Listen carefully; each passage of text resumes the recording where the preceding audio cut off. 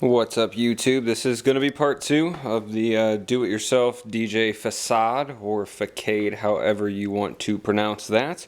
Now, I got all my boards done. Obviously, it took a little bit of time because, as I said, the best way to do it is to have a miter box. Reason being, you're going to get a straighter cut. Your angles are going to be, better than using a table saw or a jigsaw. You have a lot of... It's very easy, I guess you could say, to not get rid of that straight cut and kind of have a curve to it, etc. Then you got to worry about tightening it up and sanding it down so it's flat. My way, all you pretty much do is get the miter box. Now, if you have a table at home, screw this down onto a piece of wood and then C-clamp it. That way, you can work without having to hold this down. That's a pain in the ass. But here's the finished product. 5 boards all together.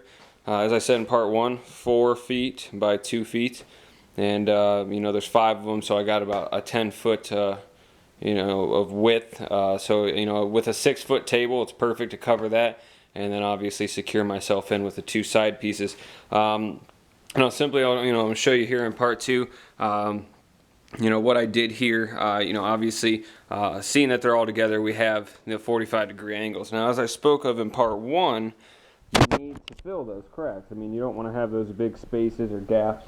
So what you do is you go out and you go to your local hardwood store, get this Elmer's wood filler. You can get a couple other different kind of fillers. There's a filler that's kind of gives it a plastic look. You don't want to go with that. You want to kind of get something that's going to give it an actual wood look. So I got that. It's probably like $4, and I could probably do 10 of these facades, with this wood filler. So that'll go a long way if you're going to build them for friends, etc. But as you see, you just fill it in. You don't have to worry about being perfect because you're going to end up sanding this down. But as you can see, I pretty much did all of them. I still have to sand yet, but that's going to be your finished product. You're not going to see those gaps. Boards hold up very well. They're very light, as I said. Now, what I plan on doing. That way my boards don't get too scuffed up while they're sitting on floors and being transported. After I get done painting and obviously sanding that down, I'm going to get a few more of these. I'm going to leave them the same chrome finish because if I paint them, they're just going to get scuffed up. I'm going to do these outside corners as well. That way I can have a little bit more support, and then as well, like I said, then the boards aren't going to get scuffed up themselves. So that's the finished product. I'm going to, pretty much cut this into probably just 3 parts. I'll probably just edit in this part.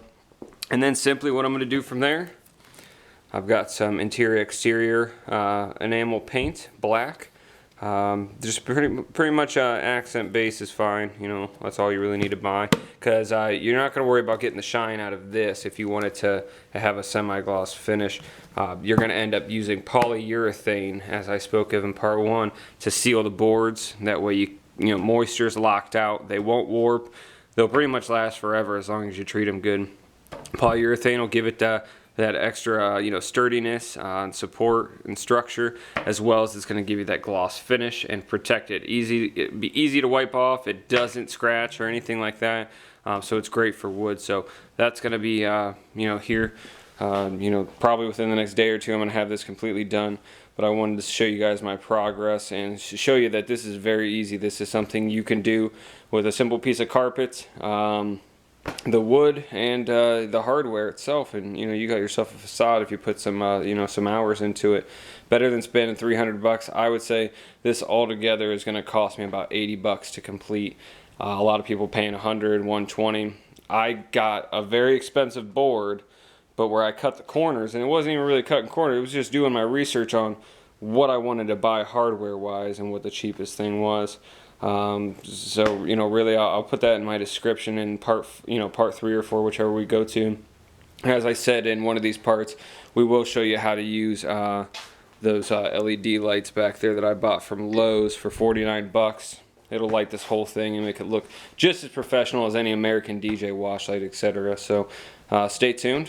Subscribe if you want. I'm going to have a lot of great DJ tips, tricks, and pretty much things you can do to just spice everything up and be a little bit more professional. So look forward to that. If you have any questions, just ask in the comment box. Give me any constructive criticism. I mean, I really don't care. I know a lot of people get in your comments and they start dogging you and what you could have did better.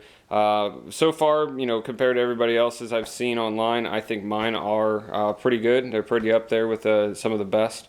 You just got to take your time. You cut corners with cost, but don't cut corners when it comes to actually putting the work into it. As my buddy would say,